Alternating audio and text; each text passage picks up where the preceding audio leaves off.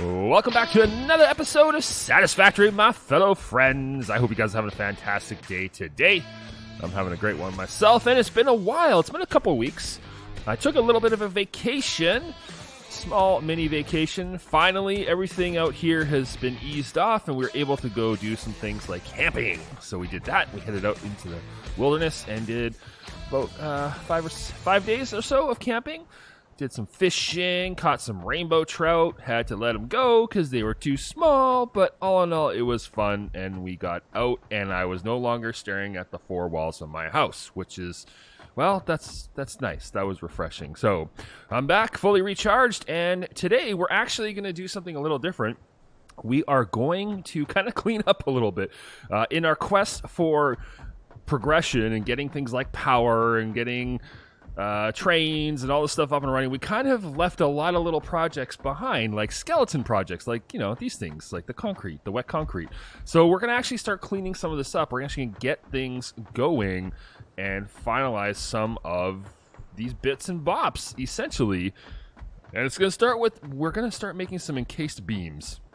So we're going to get that little mini factory kind of sorted out. Plus, we're also going to actually finally unlock Nuclear, which has been sitting in the upper right screen for some time now, unfinished. And I've been waiting to do it on camera, but been very distracted. What can I say? I was distracted. I was busy. So let's go back to the main base real quick here.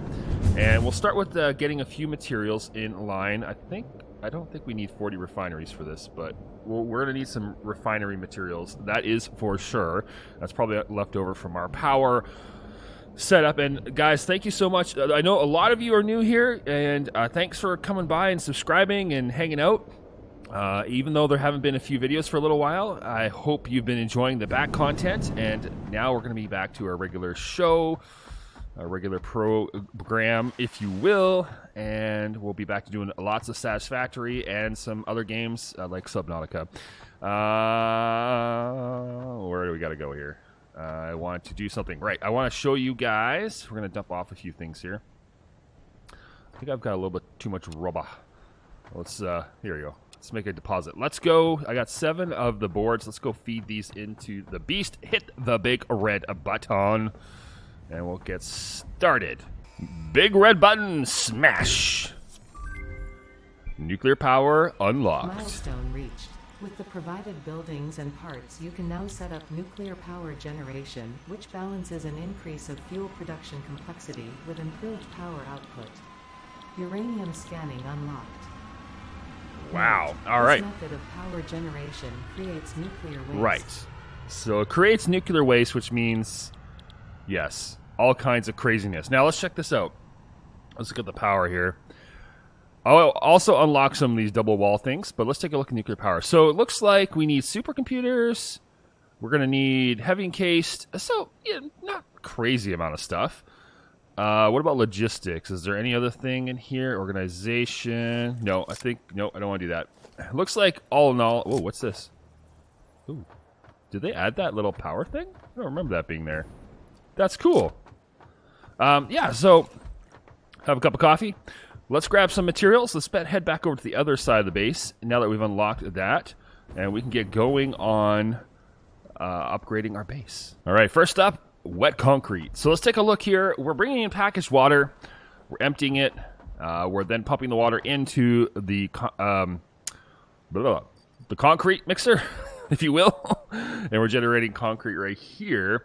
So if we take a look at how much water comes in, let's see, we can take in 120 and we put out 120, and this belt is a Mark IV belt. I did not want to pick that up. So yeah, we'll have to figure out how much we're generating here. We're bringing in 120, we're producing 80, we have 100, wait, what? Oh, each one requires 100. So yeah, so if we take a look at Mark IV belts bring in 480. That means we can run 4 off of here, and 4 times this 480, and this is 1. So we can run 4 of these machines, unfortunately, 4 and a bit. Now, I don't know if that's the maximum production run, but it might be the maximum production run. Oh, this little facility. This was an experiment going wrong. So let's just do that. Let's just get, I think we're going to rejigger this. In fact, we're just going to grab this, and we're going to break this down. And I think instead of running this in the back, we'll just run the unpackager up front. Now, here is the interesting thing. I believe we're only going to be able to do this a few times. Because, what's blocking the way? Get rid of you. Because we're going to have to, let's see here, rotate in. Okay, so 480, we can only make 4 of these. So let's just go ahead and do that. Unpackaged water. So 120, yep, that works. So we'll make 4 of these, and then we'll do something else with the water, I guess. Like, we'll overflow it. Is that floating? What's that? No, that's good. Is that good? Is it right? It's right. All right, sweet, awesome. And then after that, we'll run, let's fix this. We'll run the concrete making on the other side, and yeah, should be good. So there you go, 4. All right, let's split this line. We're gonna have to do a few little changey-wangies here. Let's grab you, and I'll run this line out and get this all set up. All right, we're done. We've set up the wet concrete factory. We have a little bit of extra water, but that's okay. Not a big deal, but as you can see, we're already producing 120 per minute, so we're producing 480 concrete per minute. Ooh, why are you yellow? What's wrong with you? Why are you not happy? You're just waiting for the water, I guess. Oh, that being said, ooh, I may have underestimated our water situation. Right, we actually can only pump. Ooh, is that right? Is that the case? I think, let's see here. That is right. We can only pump 400 per, oh, no power. Oh, wait, but that is still incorrect. That's not going to work because I think we're going to need to, let's go here and where are you? Oh, this section doesn't have any power. Ooh, okay. Weird. Was that how we were running power over there? Here we go. Is that better? Yes, but anyways, as I was saying, we are using 400 water per minute, and a pipe is only 300, and that's not going to work. That's not going to work. We're going to have to actually split the water off for one of these. So let me do that real quick, and all right. So I just added a second pipe over here, and that should take care of everything because essentially we're feeding another 300 this way and another 300 that way. So it should load balance. And everything seems to be working. I'm dumping all the concrete into a sink for now, just so that it is continually running, and I can just check the system to make sure we're not running out of bottles. And so far, it seems like everything is working perfectly, and I'm not running out of stuff, I don't think, yet. Seems like everything is loaded up. I got a maximized canisters, yep, 100% canisters, 100% flow rate. All of these are running at 100% efficiency, which tells me that our water load balancing is working. And concrete is coming in, or sorry, limestone's coming in. You are suffering a little bit. Why are you suffering? Oh, you know what? It's probably... We're probably actually not generating enough limestone. That could be the case. We need, how much do we need per thing? 80, right? No, 120. So we need 480 per minute. So it is possible that our limestone is not fully up to snuff yet. Yeah, I don't think so. We're gonna have to deal with that. We're gonna have to check out our source. But anyways, for now, it is up and running, and we're gonna be generating the maximum we can off of that line. So that is one thing. Now, what do we need? Concrete. We need concrete, because we need to make this here, encased industrial beams. We also need concrete. We need concrete for the encased industrial beams, and we need steel and modular frames. So we need quite a lot, actually, to get this up and running at a relatively decent speed. So we're going to need to add more factories and more machines. So the next thing I think we're going to want to do is actually start pulling up and manufacturing frames. And we have a few different ways to do the frames. They all involve screws right now, unfortunately, except for this one. This one actually uses rubber and plates. So we can avoid using screws because we can use the alternate adhered iron plate, and then this one right here, alternate steel frame. So we just need a ton of steel. So we need 7.5, which means we need 2.5 of these. All right, so we're going to need 2.5 of these, which means if we click on here, that means we're going to need 4 reinforced plates and a half. So 5 reinforced plates, which means we're going to need 5 of these guys here, which means we're bringing in 5 rubber, which is actually not that bad. Rubber's pretty easy to get. I think we're bringing it in a different spot, so we'll move it over here. Okay, and then so let's work it back. So we're going to need 2.5 of these, so 2.5 constructors. So let's lay this out, and I don't even know where we want to put this. How many is this going to output per minute? It's just going to be outputting 2.8 parts per minute. All right, that's fine. So we're going to need a spot. And I mean, there's this big open floor. I don't really care where it comes in. I mean, we're maximizing this production. So whatever we're getting out of here is basically what we're going to get, period. That's it. It's done. So over on this side is going to be our steel factory. So I figure let's just start it over here. We'll set it up here. We'll bring up the resources we need down the center. And let's start with the basic production. I guess we're going to need plates to start with. Actually, we'll work it back from the manufacturer. It's just easier that way. So the manufacturer is the ultimate beast. So let's actually put this manufacturer kind of in the center here. So it's gonna want 4 different things.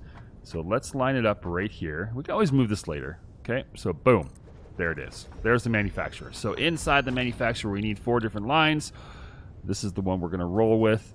We need 22 concrete, which we'll be able to just take from there.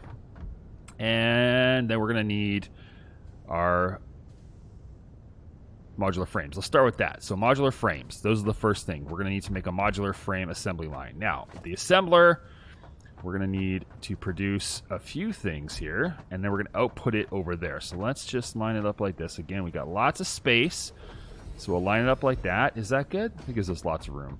All right. Is there a better way? Can we just line this up in the corner? Okay, that's the output. Let's try to get this nice and aligned like so. I guess that was the best we could do. All right, so we needed... Ooh, we're out of stuff. We need more copper.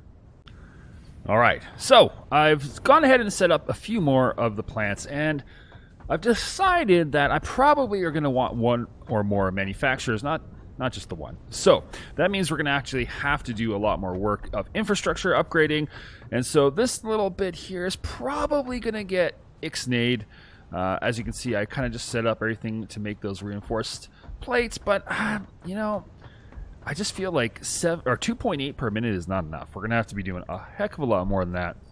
So I went back to the grindstone, and I started setting up our steel plant over here. So a long time ago, we set up the beginning of our steel ingots. I'm now taking the steel ingots from the lower floor, which is actually basically just an old-fashioned recipe, not the petroleum coke recipe, which is up here, but just a classic mix iron and coal and spit it out. And right now we're turning those into steel pipes over here. I do have to split it up. I still have to turn this line on, so I have to connect some iron, but this should essentially generate 60, 120, 180, 240, 300, 360, and 420 steel pipes per minute, which I think will probably take care of most of our needs. For now, maybe not, but close enough. But the way this is designed is easily expandable. We can stack these. The only problem really at this point is getting iron. Iron is completely tapped out.